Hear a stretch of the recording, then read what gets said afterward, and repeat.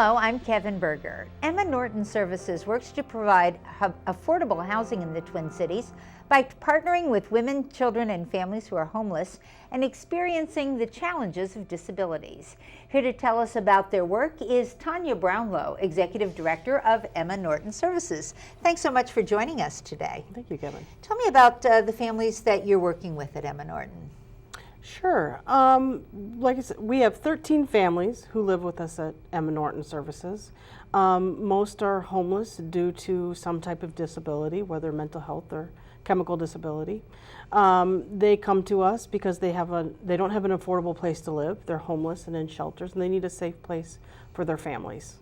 You know, I think when we hear about the homeless, we think about somebody who is maybe night after night looking for a place. And by offering people stability, knowing that they've got a place for a while, what kind of a difference does that make in ending the cycle? Right.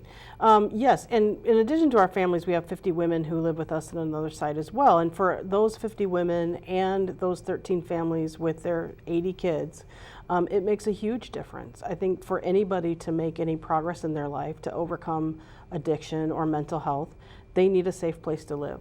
We all, to do the things we do every day, have a home that we start from, have food to eat, have a secure place to be at night. And for those families, they need that building block to make those changes in their lives.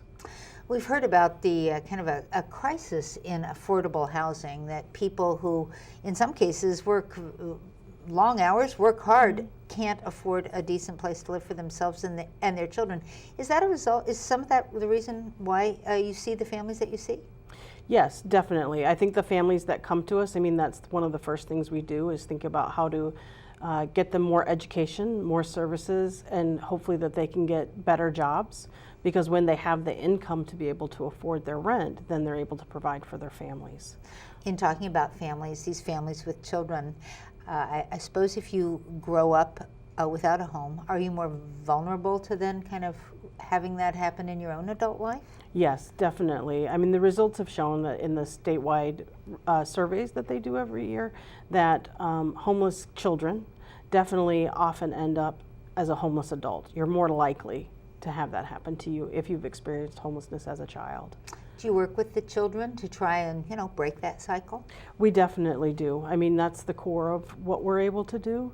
For the 80 kids that live in our 13 townhomes, we work with them to provide lots of after-school activities on site. We also work with them to make sure that the families are attending school conferences, helping the kids get their homework done, and even encouraging our older teens to consider going to college and getting more education than just a high school education. What are ways that the community can get involved and participate in some of this work that you're doing? Yeah, we have lots of volunteer opportunities. We always need groups to come in and maybe help with our work sites, cleaning up around the yard, providing after-school tutoring.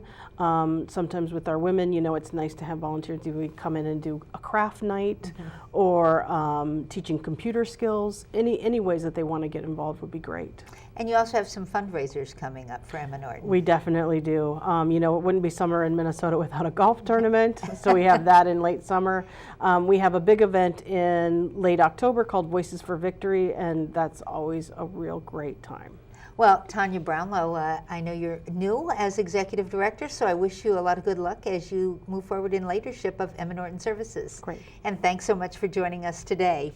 If you would like to learn more about the volunteer opportunities or some of the fundraising that we were hearing about from Tanya, you can go to EmmaNorton.org for more information. And that's it for this edition of Comcast Newsmakers. I'm Kevin Berger. Thank you for watching.